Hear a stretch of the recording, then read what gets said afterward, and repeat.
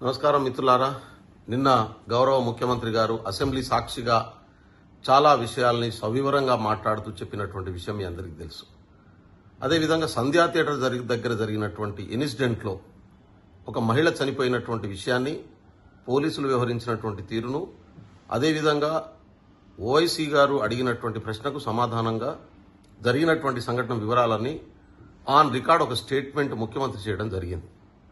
తర్వాత నిజంగా ఈ స్టేట్మెంట్ తర్వాత, వివరాల తర్వాత ఆ సినిమా హీరో గాని, సినిమాకు సంబంధించినటువంటి బాధ్యులు గాని వాళ్ళలో పాశ్చాత్తాపం ప్రకటించి జరిగినటువంటి దానికి చింతిస్తూ ఆ కుటుంబానికి అండగా నిలబడడం కోసం తీసుకోవాల్సినటువంటి చర్యల పట్ల ఏమైనా స్పందించాల్సింది పోయి, సినిమా హీరో అల్లు అర్జున్ గారు ప్రెస్ మీట్ పెడుతూ తాను 3 సంవత్సరాలుగా పడ్డ కష్టాన్ని, తాను 3 సంవత్సరాలుగా చేస్తున్నటువంటి, తాను ఒక దేవుని దైవాంశ సంబూతుడు అనేటటువంటి భావన వచ్చేటటువంటి పద్ధతిలో తానే కష్టపడ్డట్టు, తాను చేస్తున్నటువంటిది మంచి విషయం అన్నట్టు మాట్లాడుతున్నటువంటి తీరు చూస్తే నిజంగా నాకు చాలా ఆశ్చర్యం అనిపిస్తా ఉంది.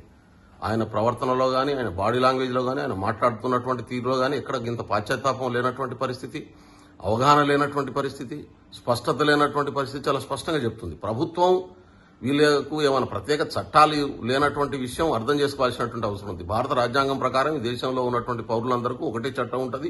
చట్టం ప్రకారమే నడుచుకోవాల్సినటువంటి అవసరం ఉంటుంది.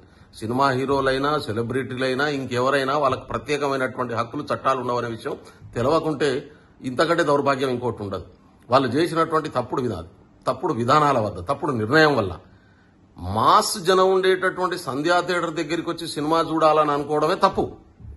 ఎందుకంటే మాస్ జనం ఉన్న దగ్గర క్రౌడ్ ఎక్కువ ఉంటుంది, ప్రాబ్లం అవుతుంది. నిజంగా సినిమా థియేటర్లో సినిమా చూడాలనుకుంటే చాలా మల్టీప్లెక్స్ థియేటర్స్ ఉన్నాయి, పోయి చూడొచ్చు కదా అల్లు అర్జున్ గారు.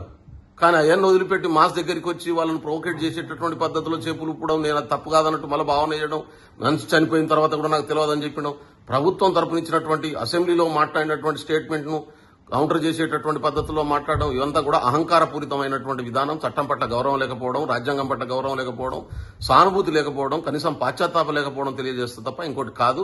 కాబట్టి ప్రభుత్వం, తెలంగాణ ప్రభుత్వం, నేను మళ్లీ కోరుతా ఉన్నాను, చాలా సీరియస్ గా నిర్ణయం తీసుకోవాల్సినటువంటి అవసరం ఉంది. ఎవరైతే చనిపోయినటువంటి మహిళ కుటుంబాన్ని ఆదుకోవడం కోసం ఇప్పటికే ప్రభుత్వం అన్ని రకాల చర్యలు తీసుకుంటా ఉంది. బెనిఫిట్ షోర్ల పేరు మీద తీసుకునేటటువంటి అన్ని నిర్ణయాలు రద్దు చేయాల్సినటువంటి అవసరం ఉంది. వీళ్ళు అతిథులు కాదు, చట్టానికి అందరం సమానం అనేటటువంటి మెసేజ్ ను బలంగా పంపించాల్సినటువంటి అవసరం ఉంది. ఇక ముందు ఎవ్వరు కూడా ఇటువంటి వాటికి పాల్పడకుండా ఒక గుణపాఠం నేర్పించాల్సినటువంటి అవసరం ఉందని చెప్పి నేను ప్రభుత్వాన్ని కోరుతా ఉన్నాను. ఈ ఆంధ్ర సంస్కృతి నుంచి వచ్చేటటువంటి ఆంధ్ర ఆలోచన దృక్పథ విధానం నిన్న అల్లు అర్జున్ గారు మాట్లాడుతున్నటువంటి మాటల్లో చాలా స్పష్టంగా కనబడుతున్నటువంటి స్థితి కనబడుతుంది. తెలంగాణ రాష్ట్రాన్ని తెచ్చుకున్నది తెలంగాణ సంస్కృతిని బలోపేతం చేసుకోవడం కోసం, తెలంగాణ సాంస్కృతిక విలువలను పెంపొందించుకోవడం కోసం. ఆంధ్ర ఆధిపత్య భావజాలపు విలువలు తెలంగాణలో అవసరం లేదనేటటువంటి పద్ధతిలో కూడా చాలా స్పష్టమైన నిర్ణయం తీసుకోవాల్సినటువంటి అవసరం ఉంది. రెండోది, ఇటువంటి ప్రజల్లో దొంగతనాలు నేర్పించేటటువంటి సినిమాని కూడా ప్రజలు బైకాట్ చేయాల్సినటువంటి అవసరం ఉంది. నమస్కారం. అసలైన తొలి వెలుగు. ఫాలో వాట్సాప్ @తొలి వెలుగు official.